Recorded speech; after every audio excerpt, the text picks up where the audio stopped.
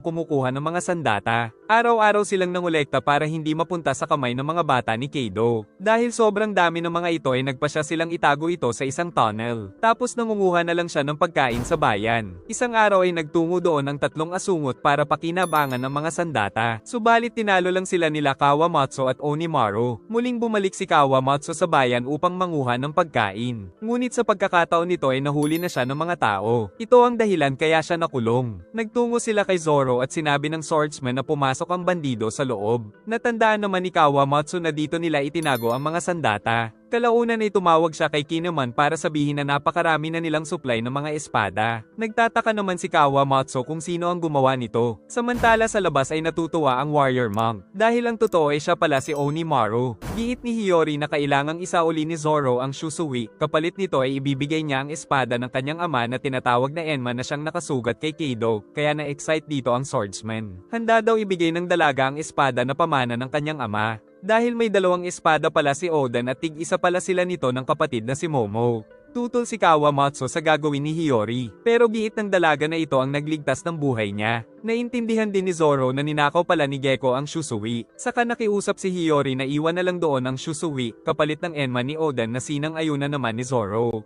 Pero nais din daw nitong makita ang libingan ni Ryuma. Samantala nakakulong pa rin ang mga samurai na merong crescent moon tattoo. Nagawa palang matalo ni Lo si Haken sa kulungan. Saka nagtanong si Lo kung anong nangyari sa alliance nito kina Kid at Apo. Sagot ni Haken na set-up sila ni Apo na isang undercover pala ni Kaido. Dahil dito ay wala na siyang nagawa kundi ang pumayag na maging bata ng Emperor. Subalit sila Kid at Killer ay lumaban daw kay Kaido. Kaya naman natalo sila at nabihag nito. Dagdag pa ni Hawkins na wala daw silang pag-asang matalo si Kaido kaya umuwi na lang sila. Nainis naman si Lo at tuluyan siyang tinapos. Samantala may nakakita sa kanyang pagtakas. Pero pinabayaan lang siya nito. Pinagsusuntok ni Luffy ang matibay na bakal para magsanay dahil ganito ang balat ni Kaido. Dahil sa gigil ay pinaulanan niya ito ng suntok. Nakarating na rin kay Kinemon ang huling mensahe ni Yasui. At ang mga tauhan ni Yogoro ay kanya-kanya na rin sa paghahanda. Samantala si Frankie naman ang mag-aayos sa mga barko. Giit ni Kinemon na napakatalino ni Yasui dahil binago nito ang tagpuan nila upang maipagpatuloy nila ang plano. Napakarami na rin nilang mga kakampi pero hindi pa rin nila nahahanap si Denjiro na isa sa Akazaya 9. Samantala nag-inuman na lang sila Kaido at Big Mom.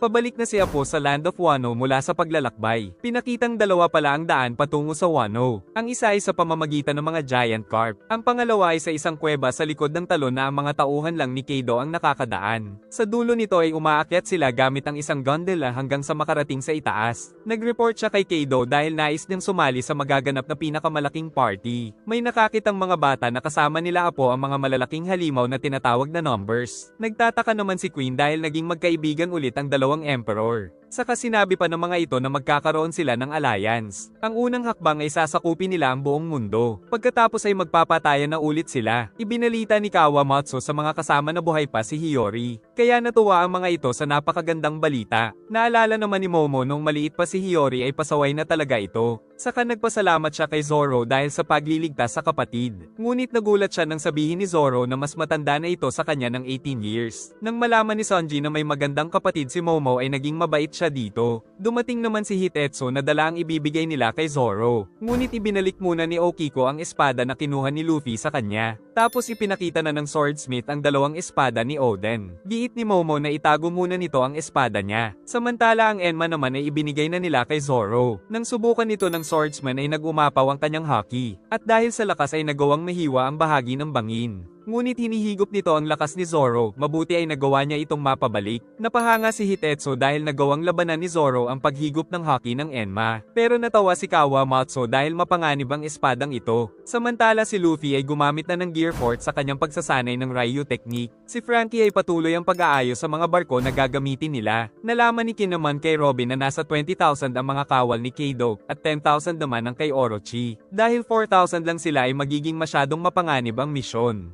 Samantala ang bida ay kailangan na daw na ma-master ang technique, maging si Zoro ay nagsasanay na gamit ang bagong espada. Kalaunan ay bumalik na sila Chopper at Otama kasama si Luffy na natutulog. Samantala nakatanggap na naman ng report si Kinemon na nadagdagan ng 200 ang kanilang grupo kaya nagdiwang ang mga ito. Ngunit nakakulong pa rin ang maraming malalakas na samurai sa Flower Capital. Pero dahil wala na silang oras ay pinag-utos ni Kinemon na magkita na lang sila sa tagpuan. Isang araw bago ang raid ay naghanda na sila Luffy at Kinemon sa kanilang pag-aaklas. Kumalat sa buong Wano ang flyers nila kaya marami ang nakaalam ng misyon. Samantala ang magigiting na mandirigma ay naglakad na ng sama-sama patungo sa tagpuan. Giit ni Hitetsu na siya ang gumawa ng isang espada ni Zoro na Kitetsu III. Ang Enma at ang Wado Ichimonji naman ay ang legendary swordsmith na si Shamatsukiko Zabaro ang gumawa. Samantala nagbibigay pa rin ng fake report si Babanuki sa Shogun dahil alaga na ito ni Otama. Pero nalalaman pala ni Orochi ang katotohanan. Sinubukan ng bida ang Ryu technique sa puno at nagawa naman niya ito. Samantala sa Marijoy ay muling natapos ang conference na may kaguluhan sa utak ng mga pinuno. Umuwi na silang lahat at pagkalipas ng isang linggo ay nakauwi na rin sa wakas sila Neptune na sinamahan pa ni Garp para siguruhing ligtas sila. Nais ni Garp na bumalik na kagad sa itaas dahil alam niyang tulad ng dati ay maaaring magkaroon ng kaguluhan dahil sa hindi klaro na kinalabasan ng conference. Ngunit nangako ang Vice Admiral na kahit ano pang gulo ay susubukan nilang ayusin. Nagtaka si Neptune sa ibig sabihin nito. Sagot ni Garp na may kinalaman nito sa Alabasta Kingdom. Samantala may nagbigay kay Morgan ng envelope para manipulahin ang balita. Pero ayaw niyang pumayag kaya tinanggal nito ang disguise at pinagbantaan siya dahil isang agent pala ito ng Cypher Paul.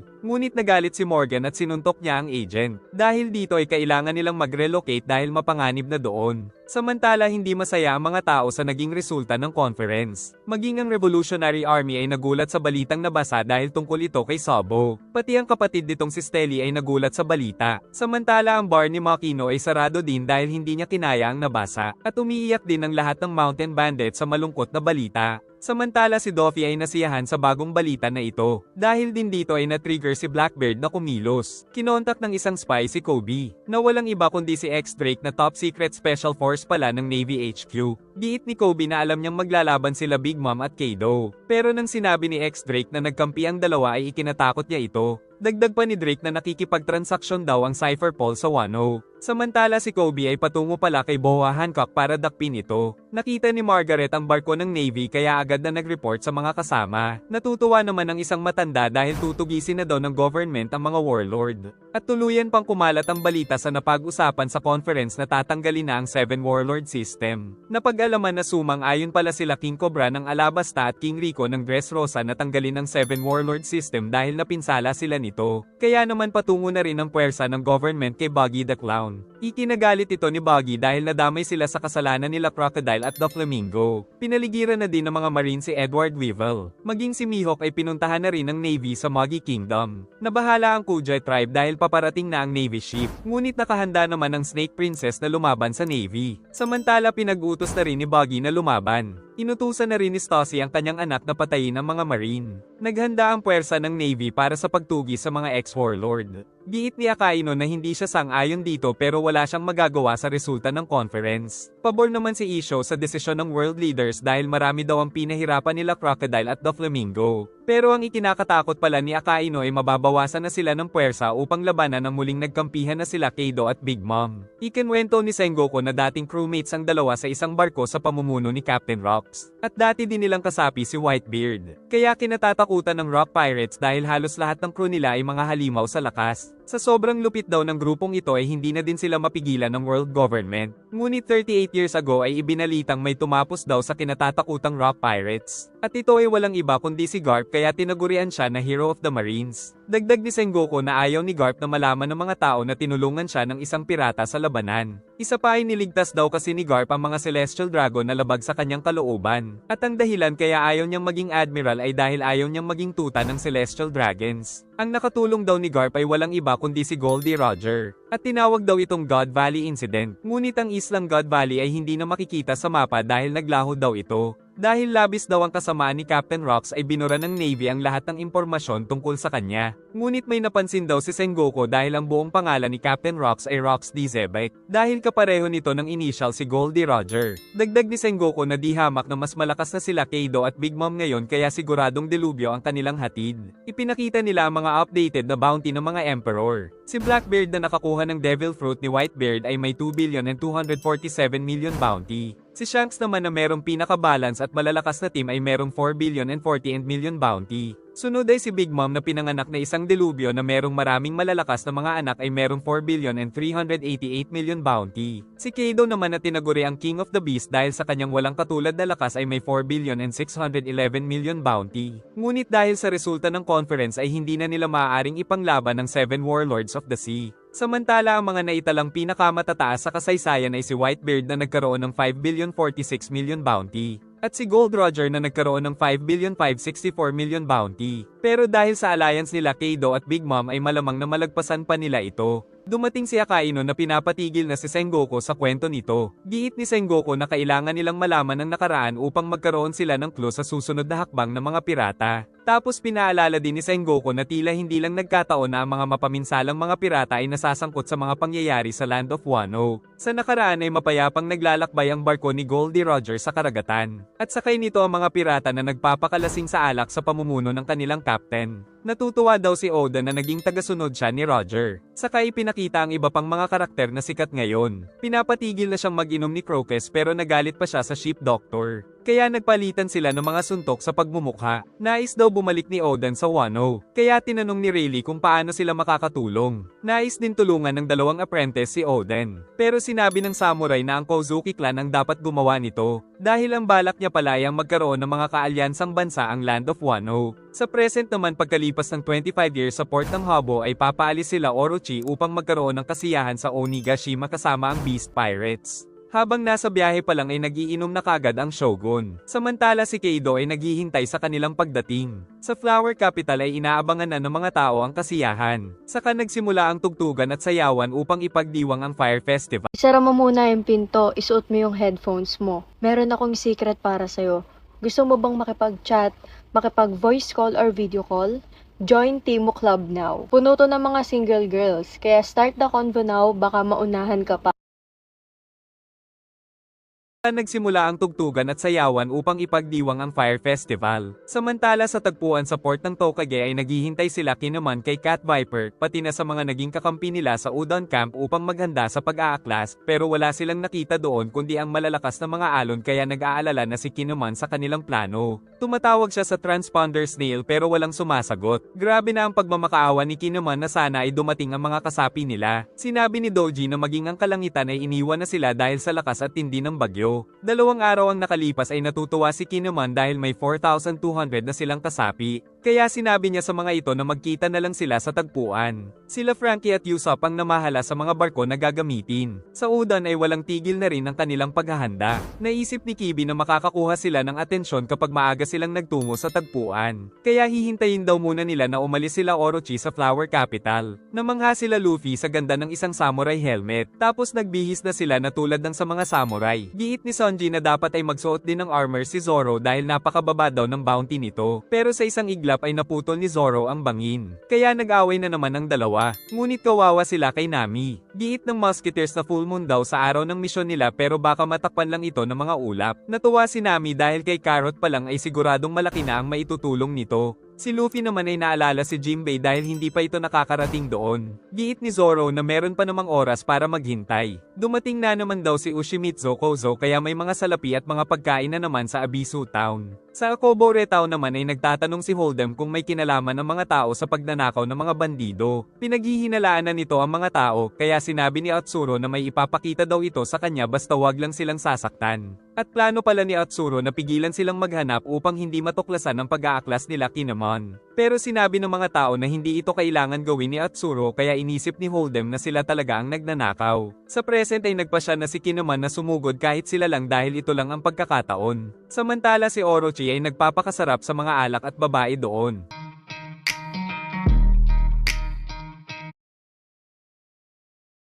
Isang gabi bago ang nakatakdang labanan ay inis na inis si Orochi. Tapos nahanap din nila ang barko ng Straw Hat. Kaya pinag-utos niyang pasabugin ito ng mga tauhan. Pati ang mga tulay na natatanging daanan para makatawid sa mga lugar sa Wano ay pinasabog nila. Ginawa ito ni Orochi upang makasiguro na hindi makakakilos ang mga kalaban niya. Sinarado niya ang lahat ng mga daanan dahil may intel din pala si Orochi kaya nalaman niya ang plano. Sa present ay pinipigilan ni Momo ang mga kasama na sumugod. Giit ni Kinemon na siguradong wala na silang laban kapag pinalampas nila ang pagkakataon ngayon. Maliit na rin ang kanilang mundo dahil sinunog na nila Orochi ang mamamayan ng Akobore kasama na rin ang asawa ni Kinemon. Kaya naman pinipilit ng mga ito na sumugod na ngayon kahit ayaw ni Momo. Umalis na silang lahat at naiwan naman si Shinobu upang pigilan ng bata. 41 years ang nakalipas ay naglalakad si Oden ngunit nababahala ang mga tao dahil nais daw umalis ni Oden sa Wano. Ngunit hindi pa rin siya sumusuko dahil nais niya talagang maglakbay sa malawak na karagatan. Samantala sa tea house ay nandoon ang batang si Atsuro. Tapos ipinakita sa kanya ang nahuling legendary white boar na kung gugustuhin ay maipagbibili nila sa napakamahal na halaga. Kalaunan ay nahuli ni Atsuro na nagnanakaw na naman si Kinemon ng pera sa kanilang tindahan. Kaya pinagbantaan niya itong puputulin ang pototoy niya sa susunod na mahuli siya nito. Tapos si Kinemon pa ang kinuhaan ng damit dahil marami siyang utang. Umiiyak ang mga kaanak sa cremation ng kanilang ama. Ngunit ginamit ni Oden ang apoy ng sinusunog na katawan para magluto. Napag-usapan ng kanyang ama at ng isang tauhan ng naging pagkabata ni Oden. 9 years old pa lang daw ito ay sinunog niya ang gambling parlor ng Yakuza. Pagsapit ng 10 years old ay naging isang magaling daw ito na stonemason. Nang 14 years old siya ay nakita niyang tagtuyot ang capital kaya naghagis siya ng bato upang umagos ang tubig, pero nagbaha naman kaya inaresto na naman siya. Sinubukan niyang tumakas gamit ang bangka pero bigo na naman. Pagsapit ng 15 years old ay nagpakasawa daw si Oden sa alak at babae. Ngunit nagalit ang mga asawa ng mga ito kaya sumugod sila kay Oden. Pero matapang naman silang nilabanan ng samurai. Ipinabigay ng ama ni Oden ang notice of disavowal dahil itinatakwil niya na daw ito na isang anak dahil sa mga kahihiyan na dulot. Samantala inubos na ni Oden ang kanyang pagkain. At sinabing sa susunod ay sa kabilang buhay na daw sila mag-iinom ng namatay. Tapos nagbigay galang siya sa pamilya nito at saka umalis. Pinagbubugbog ni Kinemon ang mga ito para makuha ang legendary boar at maipagbili ito. Ngunit hinahabol na siya ng mga pinagkakautangan. Dahil sa mga pagnanakaw ni Kinemon ay ipinapahuli siya ni Yogoro. Lumapit si Kinemon kay Denjiro para ipakita ang hawak niyang legendary boar. Lumapit ang isang lalaki kay Oden para arestuhin siya, pero ayaw niya daw talaga itong gawin kaya nang hihingi na lang ng suhol. Giit ni Denjiro na nasa panganib sila dahil siguradong darating ang magulang nitong malaking boar. Di nga siya nagkamali dahil nagwawala na sa capital ang legendary White Mountain Boar. Natakot si Kinemon nang malaman na totoo pala ang alamat tungkol dito. Saka nagpunta sa kanila si Oden dahil kanina pa pala ito nakikinig. Isang oras ang nakalipas ay nagtungo ang nanay ng white boar dahil naamoy niya doon ang kanyang anak. Dahil dito ay kinain din ito si Atsuro. Sa kasalukuyan ay nagwawala pa rin ang mountain boar sa Flower Capital. Kaya hinihingi ni Oden ang anak nito pero ayaw ibigay ni Kinemon dahil kailangan niya ng salapi. Patuloy na winasak ng white boar ang napakaraming mga bahay dahil sa paghahanap sa anak nito. Kaya dumating sila Yogoro para lumaban. Giit ng lalaki na kailangan nila itong ibalik sa gubat upang hindi tuluyang masira ang capital. Dagdag pa nito na kanidnap daw nila si Atsuro para mabawi kay Kinemon ang white boar pero pare-pareho daw na kinain ng mountain boar ang mga kasama. Nag-alala si Kinemon sa kaibigan niyang si Atsuro kaya iniwan ng baboy at agad na sumugod sa nanay nito. Saka inilabas niya ang espada para lumaban. At matapang na sumugod sa mountain boar ngunit binalibag siya nito. Muli niya itong tinusok kaya muli siyang inihagis. Balak niyang hiwain ang tiyan nito para mabawi si Atsuro. Pero sa susunod na atake ay bagsak na siya saka ito umalis. Saka inisip niyang mas mabuti na lang na mamatay kung mamamatay din si Atsuro. Kalaunan ay ipinakita ni Oden ang anak nito. Kaya inisip ng mga tao na siya ang may kasalanan. Pero walang pake sa iniisip nila si Oden. Kaya gumamit ito ng haki sa mga kamay at espada. At pagsugod ng mountain boar ay umatake siya ng napakalakas kaya nahiwa ito sa gitna. Dahil dito ay umuwi na sila Yogoro. Natuwa si Kinemon nang makitang ligtas si Atsuro. At ang nakakatuwa ay wala naman namatay sa insidente. Aamin sana si Kinemon pero binatukan siya ni Oden. Saka dumating ang notice of disavowed ng Shogun pero natuwa pa siya dahil malaya na daw siya. Labis na humanga sila Kinemon at Denjiro dahil sa ginawa ni Oden. Kaya nakiusap silang maging mga alagad nito. Kalaunan ay nagtungo si Oden kay Yasui. Tapos kusang isinubsob ng bagong alipin ang sarili upang hindi daw maputikan si Oden. Saka pinakilala ni Yasui na ito ang bago nilang alipin na si Orochi. Di nagtagal ay nagpas siyang magtungo si Oden sa bayan ng Kuri kung saan talamak ang krimen. Pagkaalis nito ay nalaman ni Yasui na nasira pala ni Oden ang silid. At maging ang mga pera sa cabinet ay nawala. Giit ni Orochi na nakita niyang kinuha ito ni Oden. Pero duda si Yasui na gagawin ito ng binata. Dahil nagpa siya ang dalawa na maging alagad ay hindi na sila umalis sa tabi ni Oden kahit saan ito magpunta. Sa paglalakbay ay may nakilala din silang dalawang batang lalaki at isa dito ay si Okiko. Dahil dito ay nadagdagan na naman ang mga alagad ni Oden. Isang lalaki ang nangunguha ng buhok ng mga tao para gawing brush at ipagbili. Ngunit hindi siya umubra sa grupo nila Oden. Kaya ang nangyari ay naging alagad niya na rin ito. Samantala sa Udan ay sinugod sila ng dating ninja ng Kozuki clan. Umalis daw ito sa serbisyo dahil binasted siya ng isang babaeng ninja. Kaya nagmakaawa na lang ito na maging alagad ni Oden. Si Doji naman ay nabalitaan na nagtungo doon ang anak ng shogun. Isang araw ay kumakain ng mga alagad nito nang mapansin na hindi pa bumabalik si Oden. Kaya hinanap nila kagad ang master. Samantala si Oden ay hiniwa ang gate patungo sa Kuri, kung saan pinaligiran siya ng iba't ibang mga tulisan doon sa pamumuno ni Ashura Doji. Giit ni Doji na pwedeng pumasok pero walang makakalabas sa bayan ng Kuri. Naiinis daw si Oden dahil parang nakakulong sila doon. Kaya lalong nagalit si Doji. Ngunit hindi natakot kahit nakaunti si Oden. Sumugod ang napakaraming tauhan ni Doji. Gumamit ng Raiyo si Oden sa kanyang katawan kaya pag-atake ay talsik ang mga ito. Tapos nagharap na sila ng pinuno na si Doji. Bumuhos pa ang malakas na ulan. Tuluyan nang naglaban sila Doji at Oden. Gumamit ang dalawa ng kanya-kanyang mga teknik kaya nang magtama ang mga espada ay lumiwanag ang buong paligid. Nakita ng mga alagad ang labanan sa itaas. Subalit pagdating ay nakita nilang natalo ni Oden ang lahat ng mga bandido sa Kuri. Nakita din nilang natalo nito ang kinatatakutang si Ashura Doji. Saka sinabi ni Oden na nais niyang maging hari sa lugar na ito. Dumating na naman ang report sa shogun tungkol kay Oden. Dahil ang magulong bayan ng Kuri ay inayos ang kanyang anak. Kaya unti-unting umunlad ang bayan na ito hanggang sa makapagtayo ng Oden Castle. Suportado naman ng mga tao ang pagiging daimyo ni Oden sa Kuri. Kaya nagkaroon sila ng kasiyahan. Samantala napakatahimik ni Doji dahil akala niya ay wala ng pag-asa ang Kuri. At sinipa siya ni Oden kaya nais nitong gumanti. Kalaunan ay nais ni Oden na maging mga opisyal niyang samurai ang mga ito na hindi naman nila tinanggihan. Pagkalipas ng 6 na taon ay bumuo ng kanya-kanyang crew ang mga dating miyembro ng Rocks Pirates. Isang umaga ay nakita ni Kawamatsu ang isang aso at isang pusa. Ngunit may isang umatake sa kanya dahil may masama silang balak sa mga ito. Itinali nila ang tatlo at saka sinunog dahil kakaiba ang mga ito. Ngunit nang makita sila ni Oden ay inihagi sa kanila ang malaking isda. Saka iniligtas niya ang tatlong kakaibang bata. Dinala niya ang mga ito sa palasyo at pinakain pa ng masarap. Pero masyado pa itong mainit para kay Cat Viper kaya tinapon niya ito at nag-away sila ni Kinemon. Kinain pa rin ito ni Kawamatsu kahit nasa sahig. Giit nitong lumubog ang sinasakyan nilang barko kaya napadpad sila sa lugar. Pero pinagbabato sila ng mga tao dahil sila ay mga fishmen. Bago mamatay ang ina ay bili nitong magpanggap siya na isang water spirit para tanggapin ng mga tao. Dahil sa mga nakilala ay nais na talagang makapaglakbay ni Oden. Naiinis ang tauhan ni Oden dahil wala na nga silang pera ay pinautang na naman nito si Orochi. Dahil dito ay naisip ng mga alagad na magnakaw ng pera kay Yasui. Ngunit kinabukasan ay nahuli silang lahat nito. Pero handa daw silang mamatay para kay Oden. Namangha si Yasui sa pagiging loyal nila kaya ibibigay na lang daw niya ang pera. Tapos inengganyo pa sila ni Yasui na matutong bumasa upang makatulong sa kanilang master na si Oden dahil nakatakda itong maging shogun. Nagpatuloy din sila sa pagpapalakas upang maging pinakamahuhusay ng mga mandirigma sa Wano. Kaya nang dumating ang araw ng festival ay nagulat ang mga tao dahil nag-iba na ang dating ng mga mandirigma ni Oden. Nang magkausap ay nagulat ang shogun dahil malaki ang pinagbago ng kanyang anak. Samantala si Orochi ay may masama ng pinaplano. Kalaunan ay napadpad ang barko ng Whitebeard Pirates doon. At matatagalan pa bago ito maayos kaya kailangan nilang makasurvive. Nagtataka si Edward kung bakit may dagat din doon gayong inakyat nila ang talon. May nakakita sa mga piratang napadpad doon kaya agad na nag-report ang mga ito. Nang malaman nito ni Oden ay agad siyang tumakbo. Kaya nagpanik sila Kinemon dahil alam nilang pangarap nitong maglakbay sa karagatan. Naramdaman ni Whitebeard na may paparating na napakalakas kaya inihanda nito ang malaking sibat. Tumalon si Oden ngunit sinalag ni Edward ang atake kaya nagkaroon ng napakalakas na pagyanig sa lugar. Dumating na din sila Kinemon ngunit ayos lang daw si Oden. Sumugod ang dalawa at nagkaroon ng napakatinding labanan gamit ang mga sandata. At habang sumusugod ay nakiusap si Oden na sumakay sa barko ni Edward. Saka ito naghanda ng napakalakas na atake patungo kay Edward na tinapatan din ito ng sariling teknik hanggang sa masuntok nito sa pagmumukha ang samurai at tumalsik ng napakalayo. Pagkatapos ay nagkainitan naman ang kanilang mga alagad.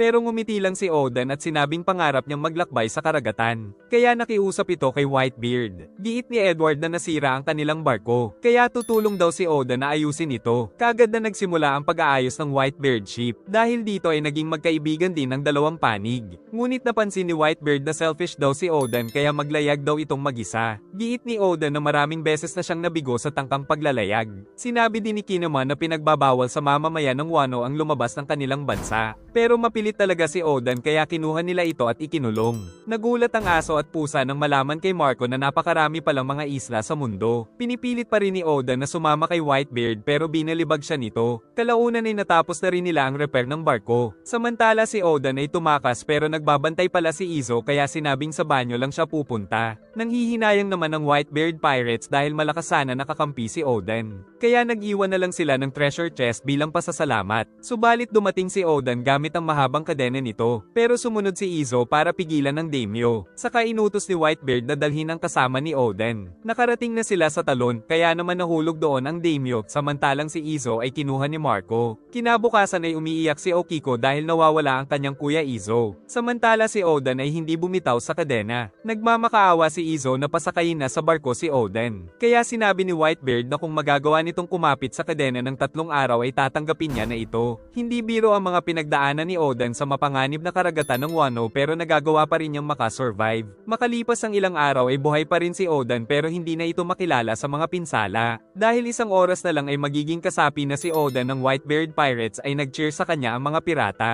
Samantala hinahabol ng mga lalaki ang magandang babae na si Toki. Ngunit handa niyang ipagtanggol ang sarili dahil isa rin siyang samurai. Nang biglang dumating si Oden mula sa likuran na lumobo na dahil sa tubig kaya natakot ang mga ito. Giit ni Oden na narinig niya ang saklolo ng isang babae kaya siya nagtungo dito pero kalaunan ay natumba siya. Nalaman nila Whitebeard na nawala na si Oden sa kadena. Kaya naman nagalit ang mga tauhan ni Whitebeard dahil sa malupit na ginawa nito. Samantala inalagaan naman ni Toki ang lalaking nagligtas sa kanya. Nang magising si Oden ay natuwa pa rin siya dahil nakaalis siya sa Wano. Kaya ito na daw ang simula ng kanyang adventure. Nagpasalamat sila sa pagliligtas sa isa't isa. Nang malaman ni Oden na nais palang magtungo ni Toki sa Land of Wano. Pero dahil kakaalis lang doon ni Oden ay tumanggi siya. Kalaunan ay dumating si Captain Karma. Pero natuwa pa si Oden dahil 6 ang kamay nito. Giit ni Karma na huhulihin niya daw ang 2 at ibebenta. Natakot si Toki dahil napakaraming kalaban. Ngunit na-excite pa si Oden kaya naglaban sila ni Karma. Kumpiyansa ang mga kalaban ngunit nang dumating si Whitebeard ay natakot sila. Tapos si Karma ay binatukan lang ni Edward Newgate. Sa future ay magiging kakampi din ng Whitebeard Pirate si Karma. Kaya nakita din ito sa Paramount War. Sinabi ni Whitebeard na tinatanggap niya na si Oden dahil bumitiw lang ito nang marinig ang sigaw ng isang babae kaya nahiya ang samurai. Tapos naging excited na siya sa paparating na adventure kasama nila Edward Newgate. Pagdating sa barko ay naging kaibigan ni Oden ang lahat ng crew. Subalit nagtago pala sa barko sila Dogstorm at Cat Viper dahil alam nilang tatakas si Oden. Isinama din nila si Toki pero nang malaman ni Whitebeard na nais nitong magtungo sa Land of Wano ay nairita din siya. Habang naglalayag ay na-excite si Oden sa kanyang magiging adventure. Di nagtagal ay nakakita sila ng kalaban. Kaya mabilis na sumugod si Oden at hinati sa gitna ang kalabang barko. Pero nagalit ang mga kasama dahil hindi nila nakuha ang mga kayamanan. Nakarating sila sa kakaibang lugar at sa sobrang excitement ni Oden ay kaagad itong nagpatalbog sa bula. Nang makarating sila sa malamig na lugar ay nagyelo naman ang samurai. Tapos nagtungo din sila sa lugar na napakainit kaya binuhusan siya ng tubig. Nakarating din sila sa lugar ng mga giant kaya kinalaban ito ni Whitebeard. Isang araw ay sinabi ni Toki na siya ay 26 years old pero pinanganak siya 800 years ago. Dito ay nalaman na din ni Oden na bilog ang mundo at nahahati ito sa 4 na karagatan. Dahil matatagalan pa bago makabalik sa Land of Wano ang barkong sinasakyan ay ine-enjoy daw muna ni Toki ang mga panahon na kasama niya si Oden sa barko. Nakikinig naman sila Marco kaya pinigilan pa nila si Cat Viper na guluhin ang moment ng dalawa. Kalaunan ay inatake sila ng Navy. Kaya agad silang tumakas pero nais daw lumaban ni Oden. Giit ni Edward na napakalaking organisasyon nito. Sa pangalawang taon ni Oden sa barko ay nanganak si Toki ng kanilang panganay na si Momonosuke. Dahil wanted na rin si Oden ay nagsuggest si Izo na bumalik na sila sa Wano. Pero ayaw pang bumalik ng mag-asawa. Samantala sa Land of Wano ay nasa kritikal ng kondisyon ang Shogun. Pero dahil hindi pa nakakauwi si Oden ay magkakaroon daw muna ng proxy at ito ay walang iba kundi si Orochi. Balak daw ni Whitebeard na mag-assign ng mga commander dahil marami na daw silang miyembro. Kaya inatasan niya si Oden na maging 2nd Division Commander. Isang araw ay nagmakaawa si Teach na sumali sa Whitebeard Pirates. At agad namang pumayag ang captain. Sa barko ni Goldie Roger ay nag-aaway pa sila Buggy at Shanks sa dyaryo. Nang mabalitaan ng captain ang tungkol kay Oden ay nais niyang makilala ito. Ipinamalita sa Land of Wano ang lumalalang kondisyon ng Shogun. Nais daw ng Shogun na ibigay ang pamamahala sa anak na si Oden pero habang wala pa ito ay si Orochi muna ang magiging proxy.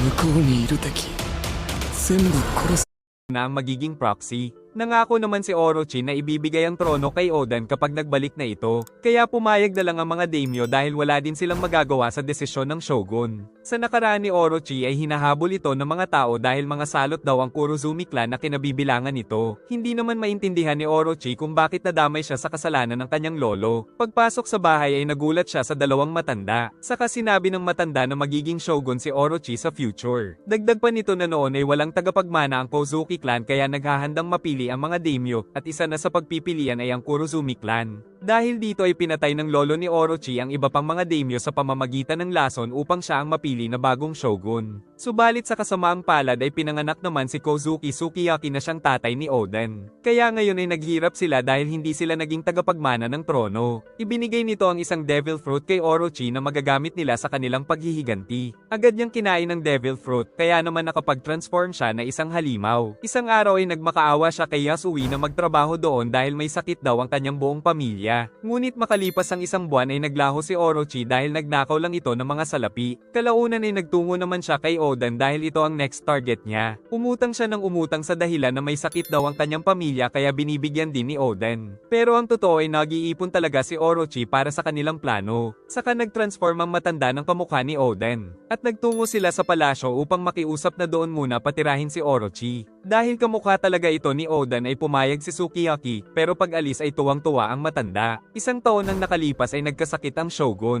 Pero ang totoo ay ang matanda pala ang nagpapanggap na shogun. Isang araw ay mapayapang naglalakbay ang Whitebeard ship sa karagatan nang mapansin na tila may tinatakbuhan ng mga isda kaya umiyak ang dalawang anak ni Oden. Nagtungo naman ang mga pirata sa isla na tinatakbuhan ng mga isda para tignan ito. Nang makita na tumatakbo din ang mga hayop doon, giit ni Roger na tawagin nila si Garp o kaya si Sengoku dahil walang kwenta daw silang kalaban. Nakita naman ni Buggy na paparating ang barko ni Whitebeard. Kaya na-excite si Roger na makalaban ito dahil malapit na raw ang kanyang katapusan. Nakita nilang mabilis na paparating si Oden. Nagbabala naman ang mga kasama nito pero walang pake ang samurai. Kaya sumugod ito at tinalo ang tatlong bata ni Roger. Sunod ay naghanda sila Gaban at Rayleigh pero ang captain na daw ang bahala. At sa pag-atake ng pinakamalakas na pirata sa kasaysayan ay tumalsik ng napakalayo si Oden. Ngunit dumating na din si Whitebeard. Kaya naman sabay na umatake ang dalawang pinakahalimaw sa lahat ng mga pirata noon. Dahil sa lakas ng dalawa ay yumanig ng napakalakas ang buong isla. Pagkatapos nilang maglaban ay ipinakita ang mga pangunahing crew ni Whitebeard. Tapos ipinakita din ang mga pangunahing mga crew ni Roger. Saka nagtawanan sila ng parang mga baliw. Kalaunan ay nagsimulang maglaban ng buong Whitebeard at Roger pirates. Sa pangalawang araw ay ipinakita ni Rayleigh kay Marco kung gaano siya kalakas. Pagsapit ng ikatlong araw ay naglalaban pa rin ang mga ito. Maging ang kanilang mga captain ay hindi pa rin tumitigil. Subalit pagsapit ng ikaapat na araw ay nag-inuman na lang sila at nagkaroon ng kalakalan. Giit ni Teach na mukhang mahina daw sila Shanks at Buggy. Binulong naman ni Buggy kay Shanks ang balita tungkol kay Teach na hindi daw ito natutulog kaya isa daw itong halimaw. Pinakita ni Roger ang kopya ng Poneglyph kay Oden. Giit ni Oden na ipinapasa lang ang karunungan na bumasa nito sa isang anak na lalaki sa angkan ng Kozuki. 13 years ago ay nakarating na sila Roger sa huling isla sa Grand Line. Pero natuklasan niyang hindi pa ito ang pinakahuling isla. Kaya nais niyang siya ang maging kauna-unahang makapaglakbay sa buong mundo. Natuklasan din niyang gamit ang 4 na redstones ay malalaman nila ang lokasyon nito. Dagdag pa nito na kung makakarating sila sa huling isla ay makakamtan nila ang katanyagan sa buong mundo. Giit ni Whitebeard na tila isa itong pantasya ng isang bata. Pero seryoso daw si Roger sa kanyang sinabi. Kaya nakiusap siyang hiramin si Oden ng isang taon para matupad ang pangarap. Nagalit naman si Whitebeard dahil miyembro na ng kanyang pamilya si Oden. Subalit naging curious si Oden kung bakit nababasa ng Kozuki clan ang script. Kaya naman na-excite siyang makita ang huling isla at nakiusap kay Whitebeard na payagan siya nito ngunit labis na nagalit ang captain. Giit ni Izo na maghihintay sila sa pagbabalik ni Oden sa barko ni Whitebeard. Bilang pasasalamat ay nag-iwan pala si Roger ng maraming kayamanan. Tapos masaya silang nagpaalam kay Oden. Si Oden naman ay excited na sa ikalawang yugto ng kanyang pagiging pirata. Natutuwa sila Roger at Rayleigh dahil matagal na daw silang hindi nakakahawak ng baby. Kalaunan ay gumalaw ang inuupuan ni Shanks. Saka lumabas doon ang dalawang mink na sila Dogstorm at Cat Viper. Nang malaman ito ni Whitebeard ay nainis na naman siya. Dumating sila sa Mocktown sa Jaya, kung saan hindi nagbabayad si Oden sa mga nagtitinda. Nainis sila Shanks dahil siguradong magagalit ang captain. At sinabi ni Gaba na wag itong magnakaw sa mga normal na tao. Binaril siya ngunit nasa lag ang mga bala. Pinaulanan pa sila ng mga bala tapos may naghagis ng granada kay Oden kaya sumabog ito. pero nanatiling buhay ang samurai. At dahil dito ay inutos ni Gaba na tapusin ang mga kalaban. Pagsapit ng gabi ay nagluto si Oda ng masarap na pagkain na tinatawag na Oden. Sa sobrang sarap nito ay nagustuhan ito ng lahat ng pirata. Si Cat Viper ay masyado talagang sensitive ang dila. Dahil dito ay lumalim ang pagkakaibigan nila Roger at Oden. Kinabukasan ay naglakbay sila ng mapayapa habang nag-aawitan. Giit ni Oda na nais niyang maglakbay ng ganito habang buhay. Kalaunan ay tinurukan ni Crocus ang captain. Kaya nalaman ng samurai na 1 taon na lang mabubuhay si Roger dahil sa sakit nito. Nakita ni Oda na nakaturo sa itaas ang log post. Giit ni Roger na magpupunta sila sa langit. Kaya naman sumakay sila sa Noctop Stream. Hanggang sa makarating sila sa Sky Island kaya namangha ang dalawang bata. Kinausap nila si Gunfall na siyang namumuno sa lugar. Si Oden ay hindi rin makapaniwala na may mga isla pala sa itaas ng kalangitan. Sinubukan niya ang waiver ngunit sumemplang siya. Dahil 10 taon daw ang kailangan para magamit ito ng maayos. Sa gubat ay nakita din nila ang malaking ahas. Kaya tumakbo sila para sa kanilang mga buhay. Kalaunan ay nakarating sila sa Shandora, the City of Gold. Doon ay binasa ni Oda ng isang script na tinutukoy daw ang malaking bell. Kalaunan ay nahanap nila ang napakalaking golden bell. Tapos binasa na naman ni Oden ang poneglyph na tungkol sa ancient weapon na Poseidon. Saka pinag-utos ni Roger na iukit din doon ang kanyang mensahe. Ginawa nga ito ni Oden, na may mensaheng nagpapatunay na nakarating doon ang Roger Pirates. Pagkatapos ay agad na silang umalis, kaya nahulog ang kanilang barko ng napakabilis. Pero sa utos ni Gunfall ay nagtungo sa kanila ang octopus balloon para tumulong. Ngunit di nagtagal ay nawala ang hangin nito kaya nahulog sila sa karagatan. At napunta ang octopus sa mukha ni Oden. Nagtatalo sila Buggy at Shanks kung North Pole ba o South Pole ang mas malamig, kaya sinapok sila ni Rayleigh at sinabing puntahan na lang nila ang mga ito para malaman. Ang sunod na destinasyon ay ang huling isla ng Grand Line pero kailangan nila ng 4 na road poneglyph. Giit ni Oden na merong redstone sa kanila, sinabi ni Cat Viper na meron din ito sa Zou Island na ikinagulat ni Roger. Giit ng captain na meron siyang kopya ng isa na kay Big Mom. At alam niya din ang lokasyon ng isa pa. Ngunit sinabi ni Gaba na may pinsala ang kanilang barko. Kaya nagtungo muna sila sa Water 7 kung nasaan ang mga pinakamahuhusay na shipwright para ipaayos ito. Namangha si Oden sa kanyang nakitang kakaibang istruktura ng lugar. Nagtungo sila kay Tom na may gawa ng kanilang barko. Saka kinumusta pa ni Roger ang progress ng sea train na dinidisenyo pa daw ni Tom. Dumating si Kokoro na sekretary ni Tom na niyaya silang kumain muna. Lumapit si Oden sa isang bata at sinubukan itong yayain na maging pirata. Pero ayaw nito dahil mga pirata din daw ang nag-iwan sa kanya doon. Pagkatapos ay kagad silang nagpatuloy sa paglalakbay, kung saan nakarating sila sa iba't ibang lugar hanggang sa kalaunan ay makarating sa Sabao de Archipelago. Kagad silang nagtungo sa ilalim ng dagat, kung saan sinabi ni Roger na nakapunta na sila dito noon ni Whitebeard. Kalaunan ay narinig nila Roger at Oden ang boses ng mga Sea King. Pagdating ay sinalubong sila ni King Neptune, kaya nagpakilala si Roger na nanggaling na dito noon. Iniisip ni Neptune na sila ang sinasabi sa hula na wawasak sa gate, pero mga Sea King ang gumawa nito. Ang mga accurate na hulang ito ay nagmula kay Charlie na sinabing nababaliw ang mga Sea King dahil hinihintay nilang ipanganak ang Mermaid Princess. Giit ni Neptune na hindi pa nga siya kinakasal, pero sinabi ng kawal na nahulaan din ni Charlie ang pagkamatay ng naunang hari at ang tungkol kay Otohime kaya kinilig si Neptune. Nagtungo sila sa mga poneglyph, kung saan nabasa ni Oda na ang isa ay isa lang apology letter mula kay Joy Boy. Tinanong ni Roger ang tungkol sa ancient weapon na ayon sa poneglyph sa Sky Island ay nasa Fishman Island daw. Giit ni Neptune na minsan sa kada ilang daang taon ay ipinapanganak ang Mermaid Princess na nakakausap ang mga Sea King. Ikinakatakot niyang baka ito ay ang kanyang magiging anak. Tinanong ni Roger kung kailan ito ipapanganak. Sagot ng bata na pagkalipas ng 10 taon. Kalaunan ay nagpatuloy sa paglalakbay ang Roger Pirate sa New World, kung saan iba-ibang mga adventure na naman ang kanilang naranasan. Kalaunan ay nagtungo sila sa Land of Wano para kumuha ng kopya ng Redstone.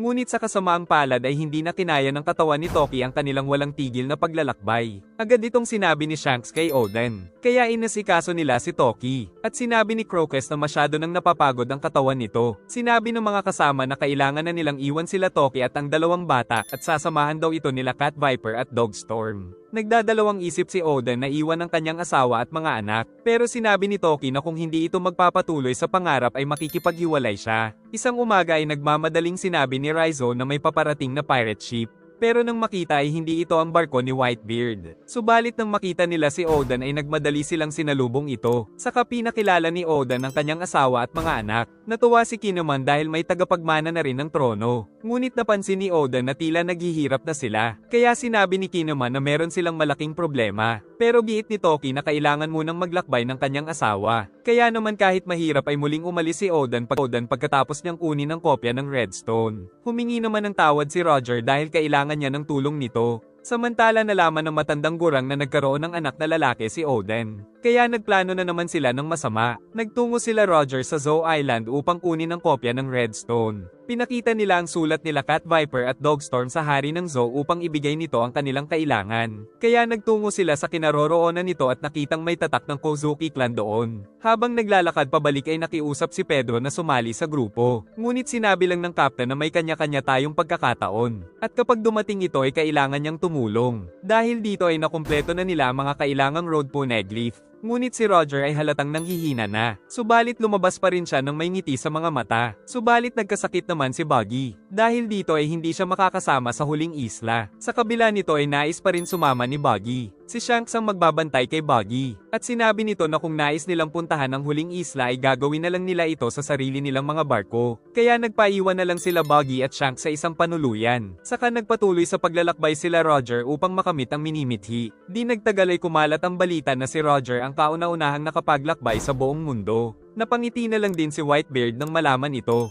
Samantala sinusulat ni Oda ang mga karanasan sa kanyang mga natutunan sa kakaibang adventure. Lalo na nung nakarating sila sa huling isla at nakita ang sandamakmak na mga kayamanan doon. Lahat sila ay tumatawa dahil sa sobrang saya hanggang sa maiyak na sila dahil sa wakas ay natupad na ang kanilang mga pangarap na maging kauna-unahang maikot ang buong mundo. Saka napahiling na lang si Roger na sana ay nabuhay siya sa kapanahunan ni Joy Boy. At dahil tawa sila ng tawa sa sobrang saya ay naisip ni Roger na pangalanan nila ang islang ito ng Laugh Tale.